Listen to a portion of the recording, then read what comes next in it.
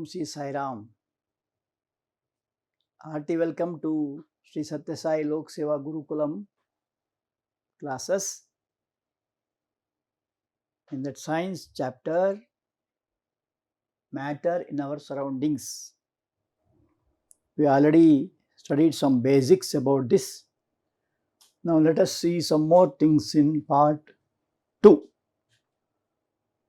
And what we have learned so far is the whole universe is made up of matter and energy. We have already seen that matter, there are 3 states of matter: solids, liquids and gases.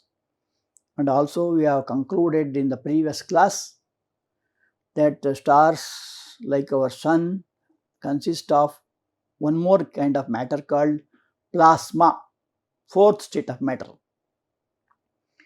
And also you have seen definition of atoms.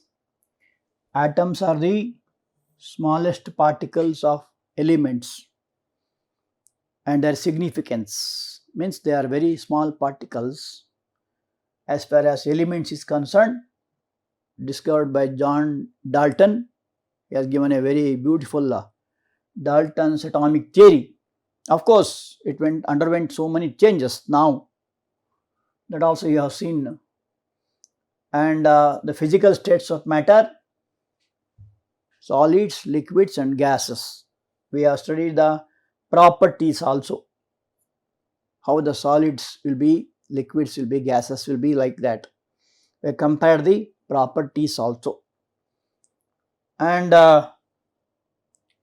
let us see some home assignments which is given last time. I hope all of you have done it right. If you have done it, just open the pages, get ready. Okay, the first question was, which of the following is not a pure substance? Pure substance means it consists of same kind of atoms. So iron, water, soil, not a pure substance. So answer is soil is not a pure substance, because soil will contain different kinds of particles, whereas iron will have same kind of particles, so it is a pure substance. Water also is a pure substance, but soil consists of different kinds of substances. So answer is soil. Second question, who coined the term atom and what does it mean? The word atom was coined by Democritus, and it means that indivisible, means it cannot be split up. But of course the scientists of next age, they told that it is divisible, like Rutherford, J.J. Thomson and James Chadwick, etc. They said they are divisible. But in those days, when it was discovered, it was found that they are indivisible. Anyway, another one important discovery of that time. And the third question is, name a substance which exists naturally in all the 3 states of matter. Answer is water. What is the solid state of water called? Ice. Liquid state? Water. Gaseous state? Steam. So they are the 3 states of matter. So water exists in all the 3 states of matter. And why do solids have a definite shape? For example, if you take a cube, it has a definite shape, or a cylinder, definite shape. Why it is so? The answer is molecules in solids have fixed positions. So they have got fixed positions, and there will be what are called as intermolecular forces. There will be force between the molecules inside a solid, and therefore they have a definite shape. You have seen sugar, right? If you take one particle of sugar, it is cubical in shape. There the particles are very close to each other, and they are bound by the strong intermolecular forces. That's why they have a definite shape. Now in today's class, we will see effect of temperature and pressure on states of matter. So the three states, as we have just now discussed in the previous class, about solids, liquids and gases. Now today we will discuss what happens when solid is heated. So a solid which is heated, it starts melting, it becomes a liquid. For example, ice, if you take, is a solid. If it is heated, it becomes water, which is in liquid form. And if this liquid is heated again, vaporization takes place. It takes the form of a gas, namely steam. So all the three are of the same, out of the same water, right? So this is the effect of temperature. Or in other words, you can do another way also. A solid can be directly converted to gas. How? By a process called sublimation. Have you heard the word sublimation? In your house, for puja, in most of the houses, in Hindu families, they do puja in the morning. They light the deepa and then they will do aarti in the end. They light the agrabatis, keep flowers, do namaskar, the Hindu system. And there afterwards, in the late stage, they do aarti. While doing aarti, they use what is called as camphor. So what happens when camphor is heated? It evaporates into gas. So examples are camphor. Can you give one more? Yeah, iodine. Like that. Substances, when they are heated, they become directly into gas. Similarly, if the gases are condensed, it becomes liquid also. For example, gases like nitrogen, oxygen, etc. can be condensed and they form liquid. So the liquid, when they freeze, become solid. For example, you have ice. Ice, So when a liquid is cooled, freezing means cooling to a very low temperature, it becomes a solid. So that is the effect of temperature, that is called interconversion of states of matter. So the three states of matter can be interconverted. So similarly, gas, for example, the vapors of camphor or iodine, if they are cooled by means of funnel or something, the deposits into solid. So sublimation is a process when a solid is converted into gas, or gas can be converted into solid after cooling. So this is the relation between the three states of matter, and that is the effect of temperature. So the same thing, when heat is supplied to a solid, it expands. And let us learn why it happens. Why does it happen? What happens when a solid is heated? It expands. In fact, after receiving thermal energy. What do you mean thermal energy? Nothing but heat. When heat is supplied, the particles, if it is elements, becomes atoms. If it is compound, it becomes molecules. Vibrate more rapidly in their position and take more space. I think some of you know cooking of rice, right? How many know cooking of rice?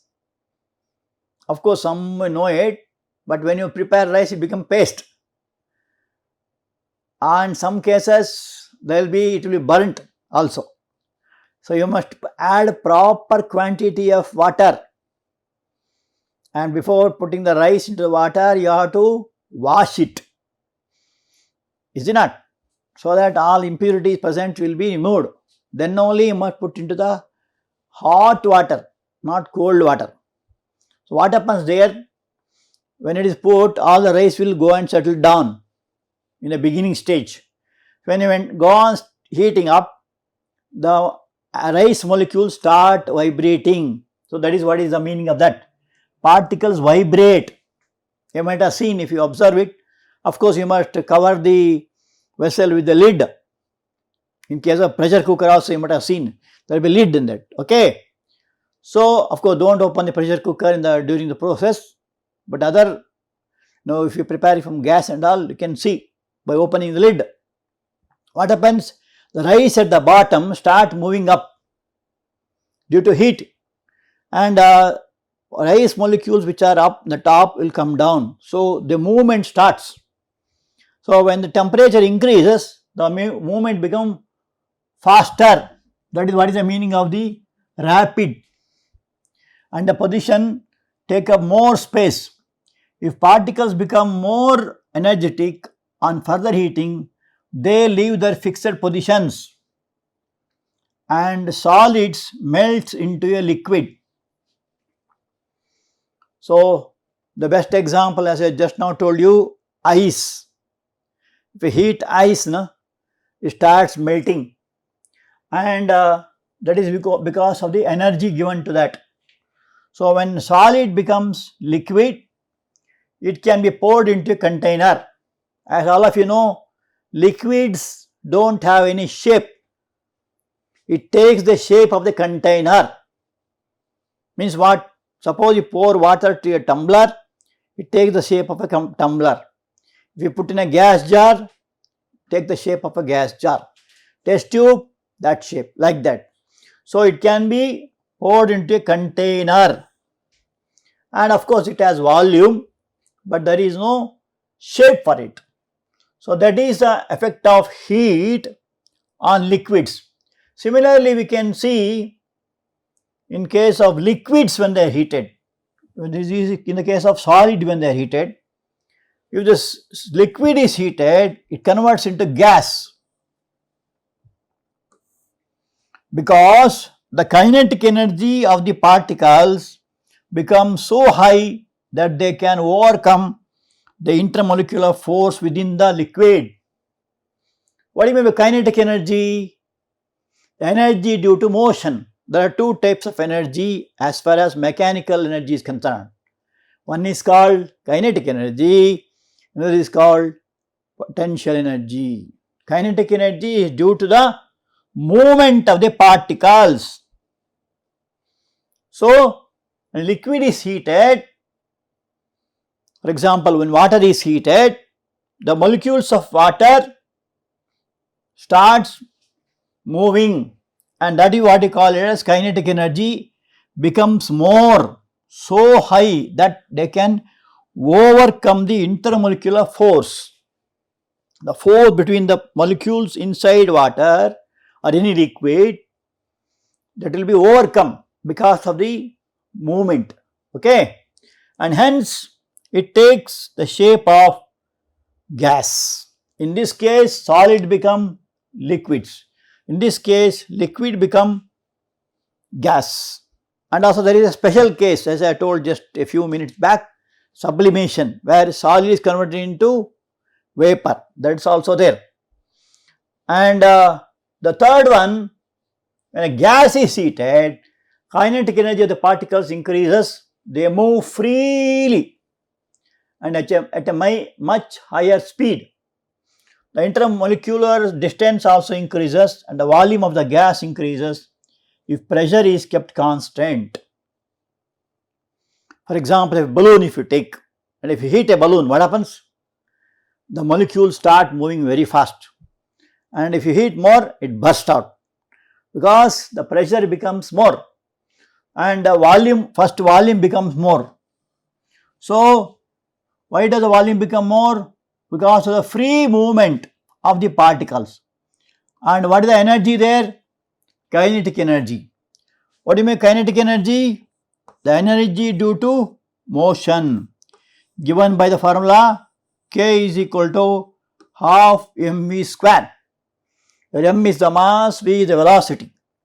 So as the velocity increases, kinetic energy increases. So in case of gas also, the volume of the gas increases as we increase the temperature. And you should note the 3 important points here, 3 points. The first one is called melting point. We shortly call it as MP.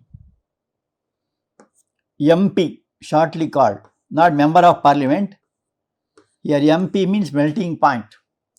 The temperature, the particular temperature at which a solid is completely converted into gas, liquid, sorry. Solid is completely converted into liquid is called melting point. For example, in the case of ice, it is melting point 0 degrees Celsius, it starts melting, and like that every substance has its own melting point. So, a temperature at which a solid is completely converted into liquid. How do you measure temperature? There is a device called thermometer. Thermometer, you heard, I think, especially when you have got fever, they will give you a device made up of glass within which there will be mercury inside. Have you seen? Now it is digital also has come. So they use a device called thermometer which shows the temperature. So different solids will have different temperature at which it becomes liquid. So melting point is a temperature, and wherein solid becomes completely into liquid, not 50%, 70%, etc. fully, then only we call it as melting point. Then next, second one is called freezing point. When liquid cools down, it converts into solid at a particular temperature. This temperature is called freezing point. Freezing point of the liquid. For example, ice can be freezed, cooled, like that, nitrogen can be cooled, or oxygen can be cooled, like that. So that is called the freezing point. Then you have boiling point, temperature at which a liquid boils, completely converted into gas. In case of water, it is 100 degrees Celsius or 373 Kelvin. At that temperature, it gets completely converted into gas. So that is called as boiling point. So slowly it becomes vapor. You might have seen how water is boiled, right? First a few temperature about 30, itself it starts vaporizing. 30, 40, 60, 70, like that. Up to 100 degree it go on increasing. The thermometer will show the rise in the mercury level. And after 100, there will be interesting point. However much you heat, there will be no change in the temperature. Similarly, in case of freezing point also, from 0 degree centigrade up to 0 degree centigrade, it comes down. After 0, it stands still, because that is a freezing point. So that is called as, that you will study later in future, latent heat it is called. So after 100 becomes the same, that is called latent heat of vaporization. This is latent heat of fusion of ice, we call it. We will study that later, okay. So these are the 3 temperatures: melting point, freezing point, boiling point. That is the effect of temperature. Now let us see the effect of pressure. You can see the beautiful diagram there. It is a syringe. This is what is called, you might have seen injection syringe. Suppose you have high fever, they give injection. Is it not? There will be a syringe which consists of a piston. The one which goes up and down is called as piston, and this is called the body of the syringe. So here some gas is taken, and this gas is pushed inside, and that is how the gas take that. So a syringe is taken, and its nozzle is to be closed with a rubber. So nozzle means the outlet should be closed with the cork. The piston is to be removed so that the entire space inside the syringe is filled with air. So you have to remove it, take it out to the last point so that it covers with the gas. Now the piston is to be inserted back to the syringe and air is to be compressed by pushing the piston. So here first you have to bring it out so that all syringe is filled with gas. Now after filling, you have to slowly push it down. What happens? All the gas molecules will be pushed inside because there will be space in between and the molecules are at a different space, so easy to push. Another example is balloon. All of you are very familiar with balloons. Just deflate a balloon, fully inflate a balloon, it becomes big in size. The inflated balloon, if you just press it, the shape changes and becomes smaller. Is it not? How it happens? That is because effect of pressure. When you press it with the hand or fingers of the hand, all the molecules will be pressed. It is called compression. And that is in case of gases. Coming to liquids, we find that piston can be pushed easily. This shows that air is compressible. Compressible means it can be pushed down. But the above experiment is to be repeated with the liquid. We observe that we cannot push easily like air. This is because molecules of the liquids much close to each other as compared to gases. In gases you can push it easily, but in liquids you cannot push it, as you have seen in the last figure. See here, this is in case of liquids. So this is the piston and you are pushing it. Here it can be pushed easily. It can bring it down easily because the molecules are at a different distances. Here it cannot push it so easily. So that's why pressure has a very least effect in case of liquids, whereas in case of gases, pressure affects so much. We are studying in a PUC about the gas laws called as Boyle's law, Charles' law and so on. So there are 5 important laws which are going to study in detail about that, but it is a simple basic thing you must note that the pressure is applied to gases, they can be compressed, but in case of liquids they cannot be compressed easily. That is the meaning. And that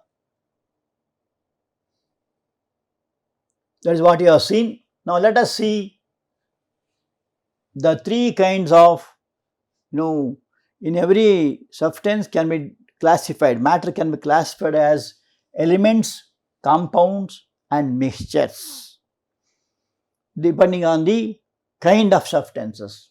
So element is a basic basic form of matter that cannot be chemically broken down into simpler substances easily. Of course, with pressure and all the under conditions they can split up. For example, atoms can be formed, but under simple conditions you cannot break it. So that is called element. Every particle of an element called as atom has all the characteristics of an element. Other day I was telling you about laddu, right? In laddu, when preparing laddu, the size will be bigger and it is spherical in shape.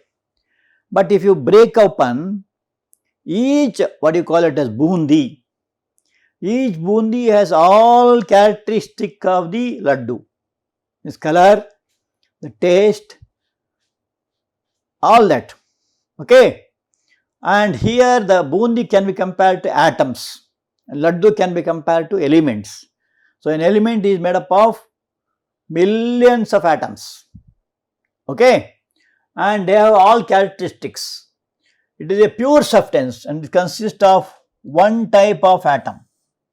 Suppose you take hydrogen, all atoms are hydrogen only. If you take oxygen, all are of oxygen only, distinguished by its atomic number. What do you mean atomic number? Number of protons or electrons present in an atom of an element is called atomic number. Usually write like this. Atomic number is written as Z.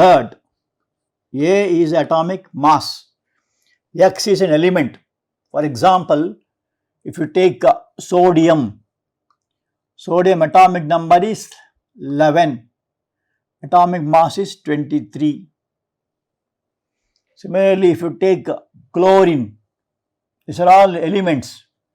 Its atomic mass is 35.5, or you can say 35, and atomic number is 17. And if you take calcium, atomic mass is 40, atomic number is 20. If you take carbon, atomic mass is 12. Of course, it has got isotopes. So here, this number, this is called Z, atomic number. And this is atomic mass, A. X is called element. So, these are the building blocks of the universe. Whole universe is made up of elements. And in total, they are discovered about 114. Earlier it was 105 only. Now, of course, it is increasing. What you say true today in science will change, can change tomorrow. Is it not? A few minutes back I was telling that all elements are made up of small particles called atoms. But J.J. Thomson said, no. Atoms also can be split up into protons, neutrons, electrons. Now they have found out some more particles like positrons, pions, mesons and so on. So there are 114 elements. These are some of the examples of elements discovered so far, out of which 90 occur naturally on the earth. These are all occurring naturally on the earth. And remaining have been synthesized artificially. For example, you have radium, polonium. These are the synthesized elements or radioactive substance as and actinium, etc., etc. They have been prepared in the laboratory. You might have heard of the famous names, world famous, Marie Curie and Pierre Curie, a famous couple who discovered some of the radioactive substances like radium, polonium, etc. So they are called radioactive, or they are prepared in the laboratory. Of course, both of them died of cancer. When they prepared themselves this artificially, the radiations that came out, later stage they died of it, but their name is there now also because of the very special discovery about the elements, okay, which I are going to study next. Then two elements, silicon, Si, oxygen, they are the highest percentage. 3/4 means about 3/4, about 3/4, something like 70 plus percentage, 70 to 75%, around that it comes, of the earth's crust is made up of silicon and oxygen. Both are non-metals. And our body also is composed of elements. We will see the list now. How much they are composed in earth also, how much they are composed in our body also. We will see the comparative study. Okay. This is something about elements. Elements are a very important state of, say, matter, form of matter. Okay.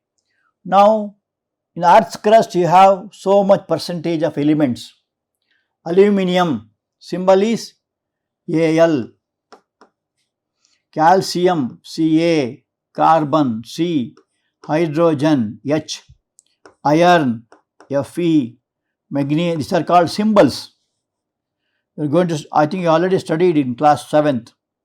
Oxygen, silicon, sodium, sulfur. These are symbols for simplification purpose. Use that. Okay.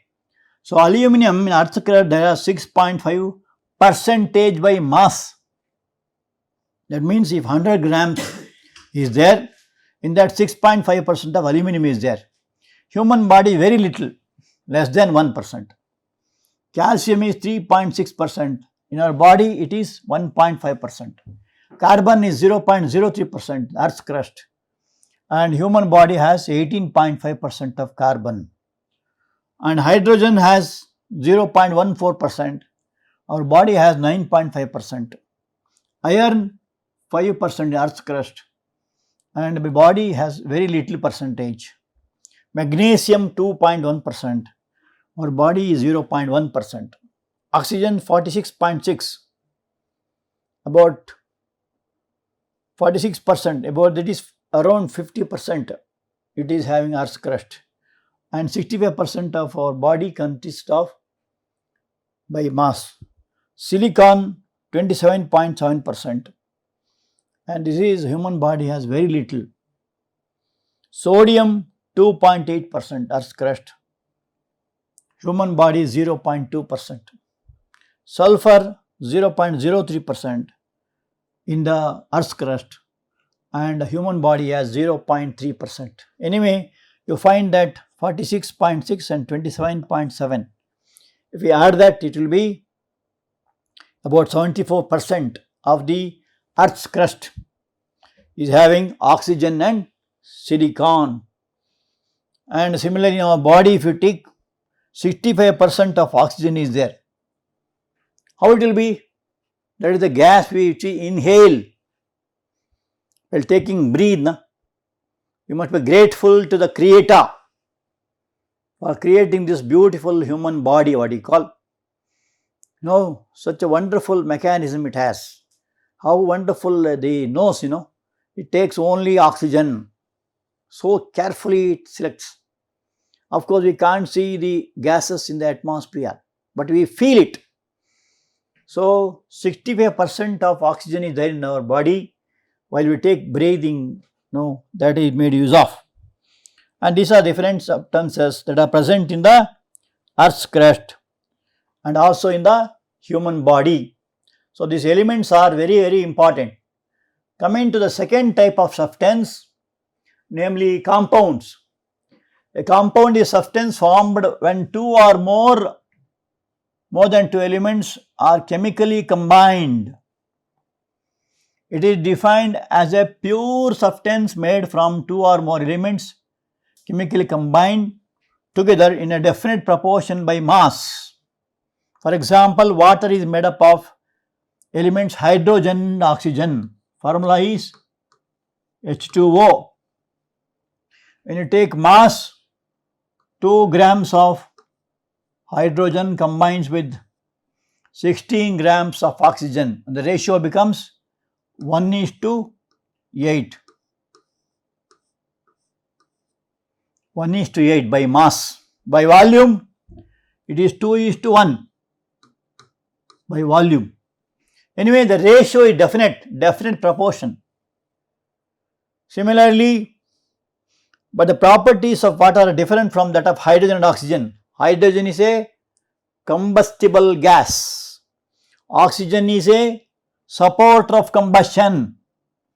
So when hydrogen, 2 volume of hydrogen combine with 1 volume of oxygen, it forms 2 volume or 2 moles of water. Ratio is 2:1 by volume. Or in other words, 2 grams of hydrogen combines with 16 grams of oxygen to form 18 grams of water. Okay, so that is by mass. So anyway, the ratio is definite and each has different characteristics. As we just now told you, this is a combustible gas, this is supporter of combustion. By combination of these two, you get water. which are neither the property of hydrogen nor the property of oxygen, right? It is a liquid. Similarly, if you take glucose, what is the formula? C6H12O6. The sugar what we eat, no, it is nothing but a form of glucose, higher form of glucose. It's called disaccharide. And this formula, here ratio is definite. That is 1:2:1. That is the ratio of atom and the atom present in the molecule. Sodium chloride is NaCl. Ratio is 1:1. Hydrochloric acid, HCl. Phenol, it is a organic substance, C6H5OH. It is a alcohol. It is a aromatic alcohol. Coming to carbon dioxide, CO2. Methane is CH4. So just now we discussed about that.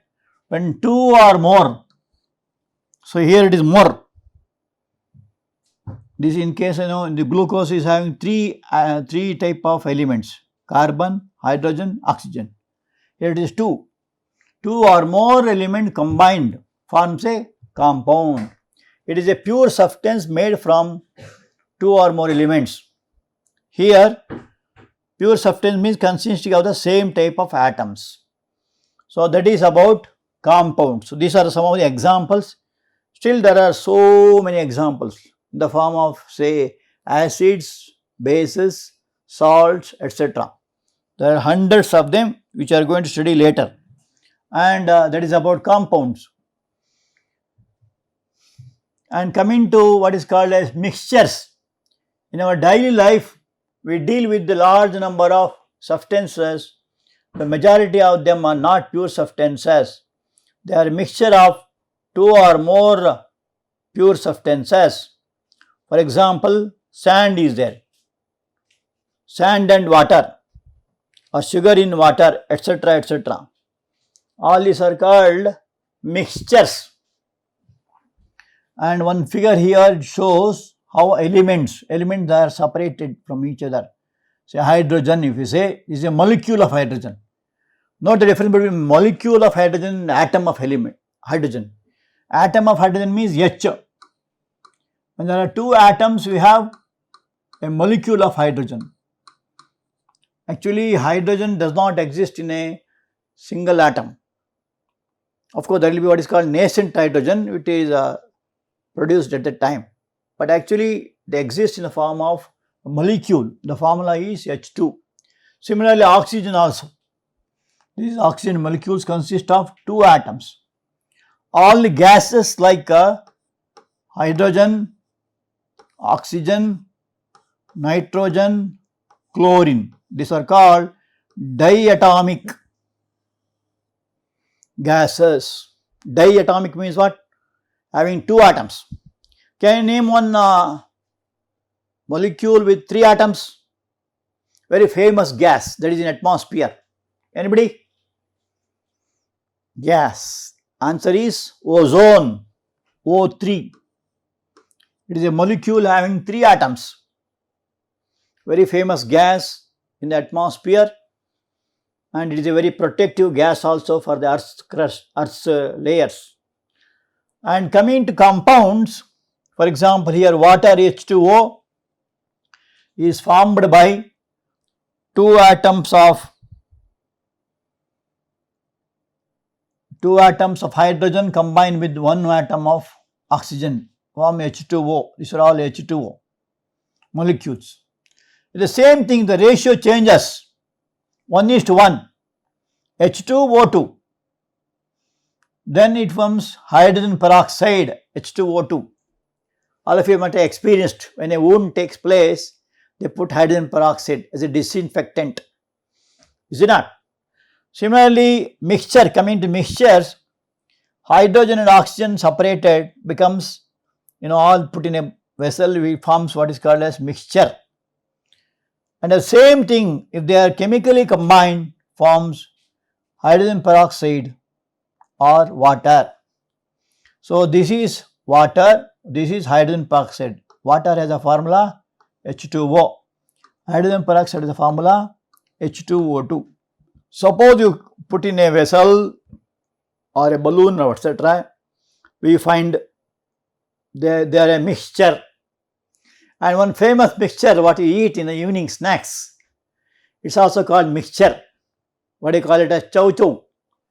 That is also a mixture of groundnut, then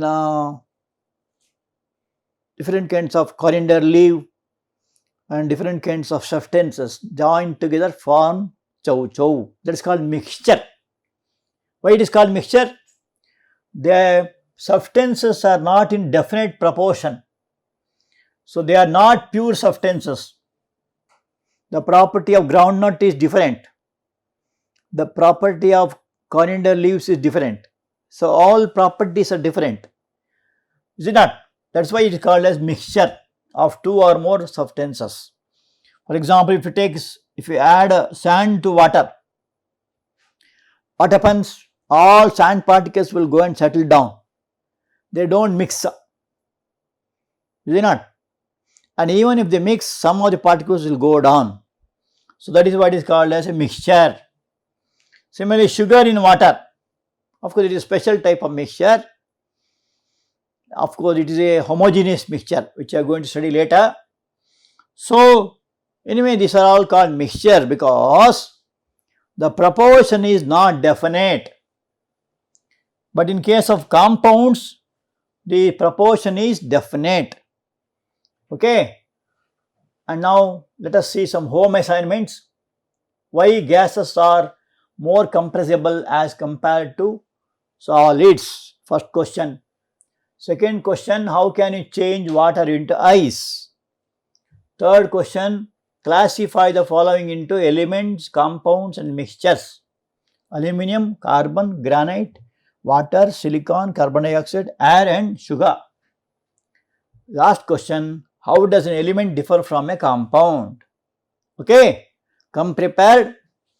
I hope you understood today's topic. You go through it once again, understand once again, and try to write the answer for this homework. Okay, thank you.